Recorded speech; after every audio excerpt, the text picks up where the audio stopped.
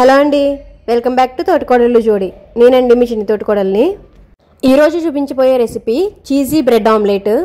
ఈ రెసిపీని పిల్లలైతే డెఫినెట్గా చాలా ఇష్టంగా తింటారు. పిల్లలు స్కూల్ నుంచి వచ్చిన తర్వాత ఏదన్నా సింపుల్గా క్విక్గా ఈజీగా చేసుకోవాలి అన్నప్పుడు ఈ బ్రెడ్ ఆమ్లెట్ ఒకసారి ట్రై చేయండి.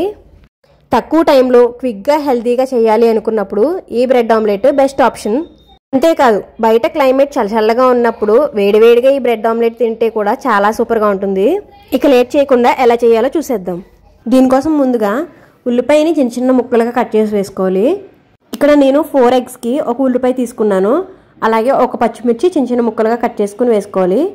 ఇందులోనే రుచికి సరిపడా ఉప్పు, అలాగే 1 టేబుల్ స్పూన్ కారం కూడా వేసుకోవాలి. అండ్ ఇక్కడ మీరు ఓన్లీ పిల్లలకి మాత్రమే చేయాలనుకుంటే పచ్చిమిర్చి స్కిప్ చేసి కారం వేసుకొని సరిపోతుంది.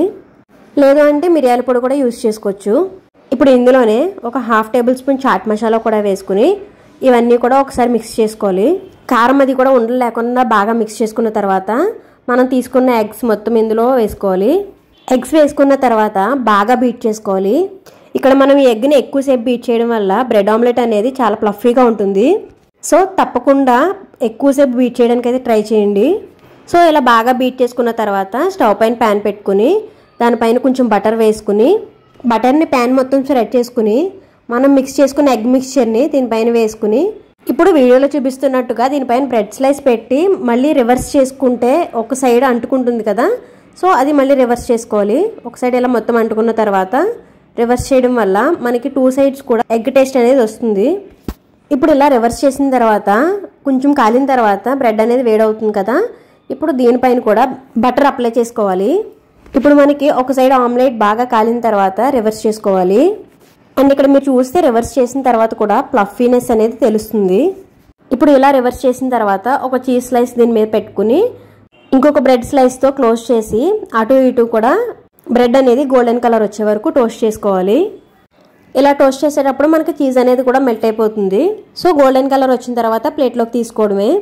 ఇప్పుడు అదేవిధంగా మిగిలిన మిశ్రమాన్ని కూడా వేసుకుని ఇంకొక 2 బ్రెడ్ స్లైసెస్ కూడా పెట్టుకుని మంచిగా బటర్ వేసుకుని కాల్చుకుంటే మనకి బ్రెడ్ ఆమ్లెట్ అనేది రెడీ అయిపోతుంది. ఇప్పుడు దీన్ని ప్లేట్లోకి తీసుకుని టమాటో సాస్ వేసుకుని ఇలా మధ్యలో కట్ చేసుకుని తింటే ఆహా అనాల్సిందే.